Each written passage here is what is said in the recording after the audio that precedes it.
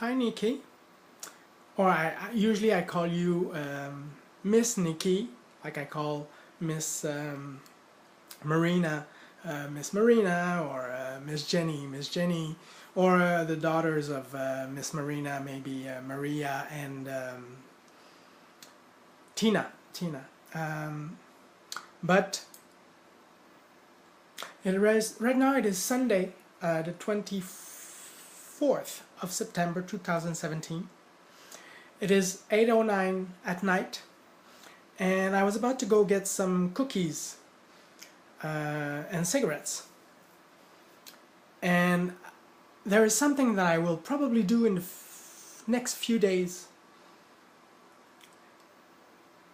And just a few minutes ago, that's when I thought that not only because of your name, because I know that Nikki is from Victory, and that's why I know all that because I went to the Louvre, and on the Louvre there's this beautiful statue of Victory, which is Nike, which is from Greece, and because Victory in Greek is Nike from the ancient anyway, and so that's why I told you once Victory, and you were like, oh, you know your stuff, and it's true, I did know about that. I don't know the whole thing, but I know that. But anyway, in a few days, or maybe a few months, or maybe even a few years, I don't know, I will say something along the lines of the reason why I decided to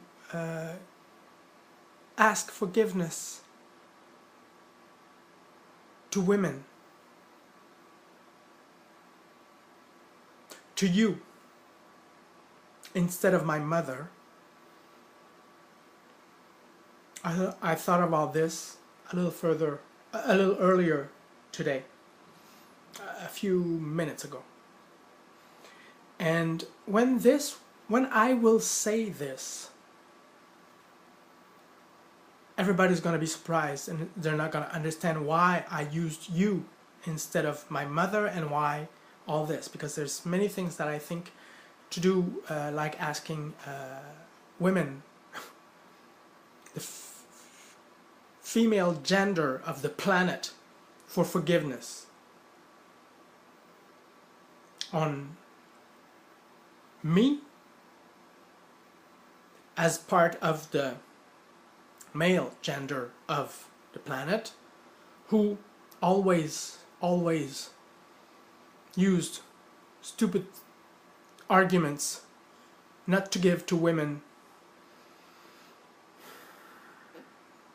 what they deserve, which is in first place respect. Definitely. And they haven't got it. And I did see some women that were recognized as like Eleanor Roosevelt, or because she was a very important woman, and so was Lady Di, and so was Indira Gandhi, from some people and not from some others, and that's why she was shot. But great women, there are so many, like the Black Ladies of Canada, well, the Black Lady of Canada that might have her face on the $10 bill, but I think they changed their mind for some reason. And Viola Desmond, Rosa Parks, all these women that I put on my page from my social network. Right there's only Thérèse Casgrain, which is the most important for Canada. But I did give some answers also about women's right to somebody that wrote to me a few months ago, and I was furious about the way he interpreted women's right to be settled in 1918, because there was a law that was giving women the right to vote.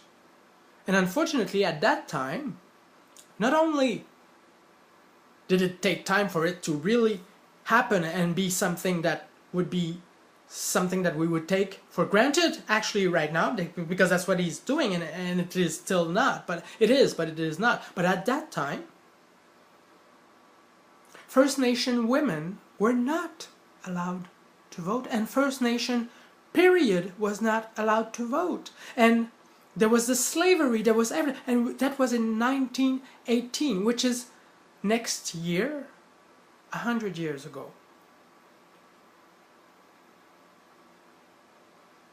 200 years ago, sorry, 200 years ago, yes. No, 1918, 2018, no, that's 100 years ago.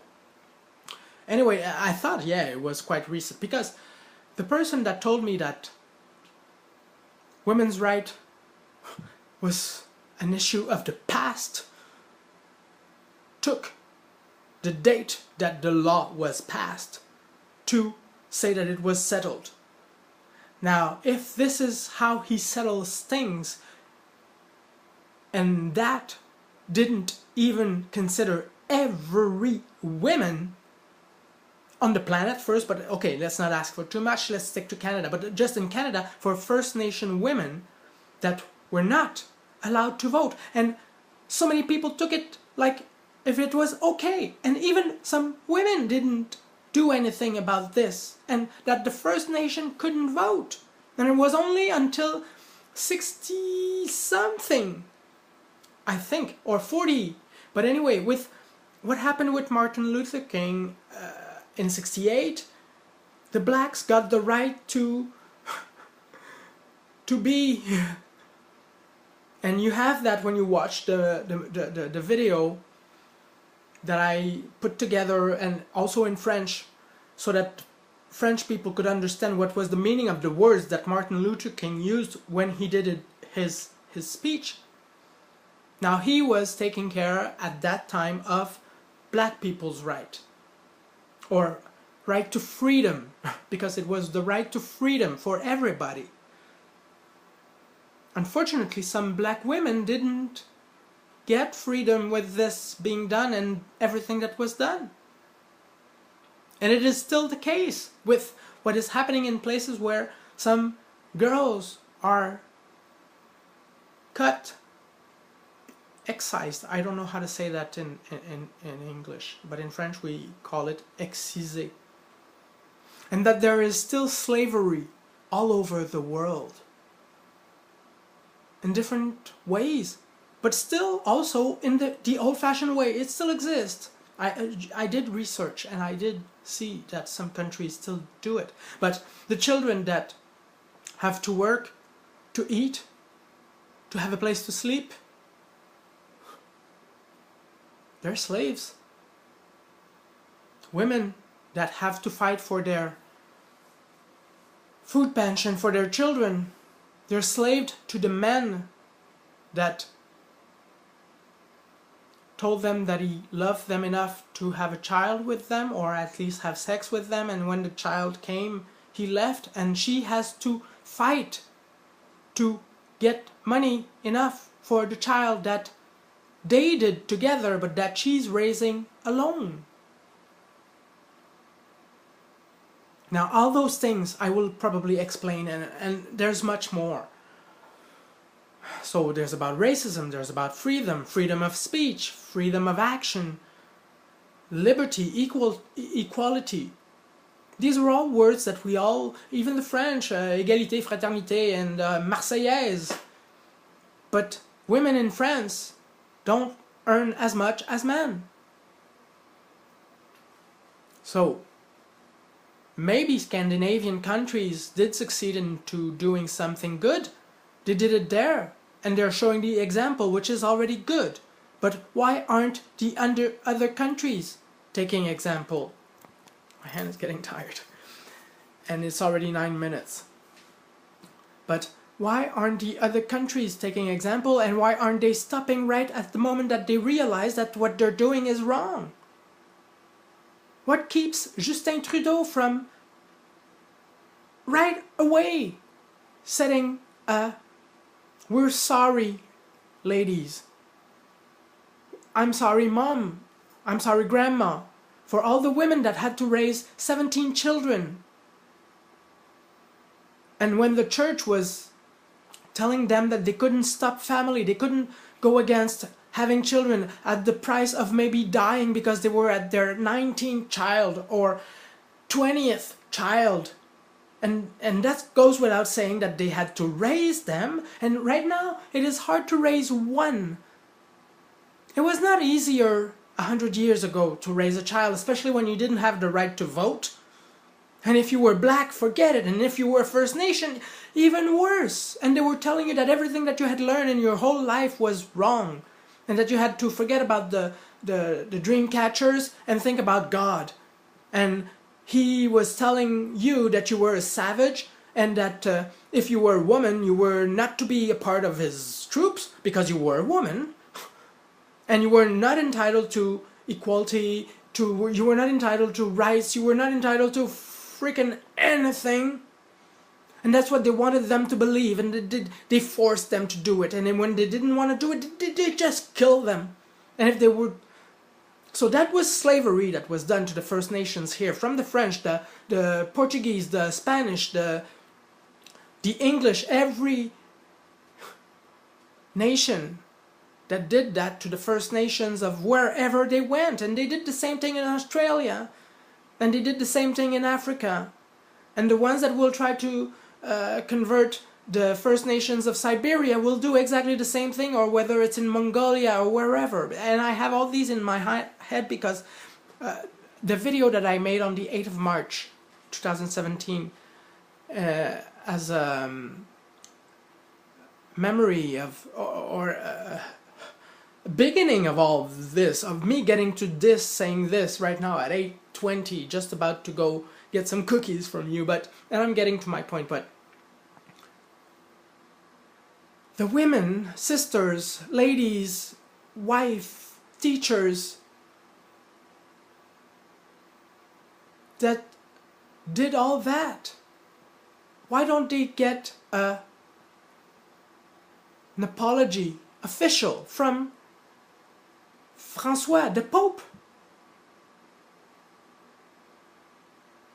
and explain why there is still bureaucracy or anything that stops the church from having women within their ranks as ministers of the cult? Because that goes together. If they apologize, they have to change everything now. And don't tell me that, oh, we have to wait because we don't know. No. When there's no place to write male or female, we'll just add it and write it. And if the computer can't take it, somebody will write it down. And I don't care whatever it takes. But right now, what I see is that there's a huge mistake. And there's no recognition, no respect. And this is all tolerated by men, by the church, by the governments, by the private industry, by everybody. Even women, because if they fight, if they yell, they're told that they're feminists. No, they don't have the same salary as a man. And that's a disgrace for all the things that they did without the rights that they had because men were holding it for themselves. And that there are still women that have to go spend afternoons and days at help for lawyers, I don't know how to say that in English, but l'aide juridique, to try to get money for the child that they have to raise. And the reason all this came together a little earlier is because I remembered that I went there a few days ago for another trouble that I have, and I saw this lady, this girl, she was maybe 25, 27, I don't know, a beautiful girl, but she was clean, she was beautiful, she seemed very intelligent and all that, but she had a child who was about, actually she told me it's the age of the child, and I think it was under a year or something like that. And he had green eyes, he was wonderful, and he was always smiling, and I asked her if the child was always smiling like this, and she said, yeah. I said, wow, you're lucky. And I told her, this boy is going to really break many hearts in his life. And she smiled. And then I asked her, because we were waiting to see a lawyer, I asked her,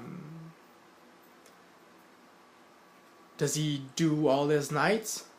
And she said, oof, no, not really. I said, oof.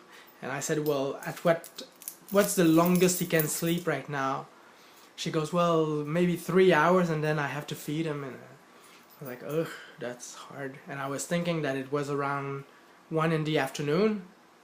And if she had to feed that child for the last, ever since he was born, at least every 3 hours, maybe more.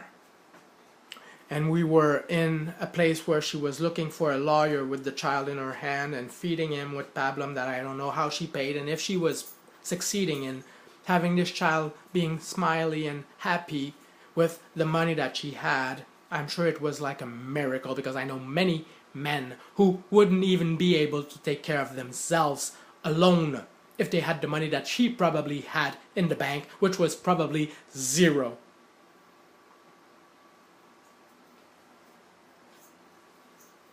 And she was spending time to get some money, because winter's coming and it's like they're gonna have to buy boots and clothes because the child grows fast. And a child grows fast and the money doesn't grow on trees. Now probably she will go to Sun Youth to get some clothes. Yay! She's got a place to go. Have you ever gone once in your life to shop at Sun Youth because you had no money to get clothes anywhere else and from nobody? I did that. And if she did that, it is a disgrace that there's not a guy at her side. And if there's a guy that is helping her, what is he doing letting her go see the lawyer by herself? Now that brought me to think that people like Émilie Bordelot, Nikki, Miss Nikki, you will not know this person probably, but French Canadians will know her. Émilie Bordelot, she had to raise 4 or 6 kids or something like this, and she was in love with Avila Pronovo. Avila Pronovo went, as many of the first French Canadians, cut the woods in Abitibi. And their daughter, because Émilie was a teacher, her daughter, Blanche, became a doctor and eventually went up north to help the guys who were stranded in the north and were sick and had no doctors to go see them. And she was one of the first lady doctor that was accepted. And that was at the beginning of the century. And I was gonna go on with my story with Les Belles Histoires des Pays d'en Haut, which involves a man, Séraphin, and a girl, Donalda, and all the village that was aware of the situation.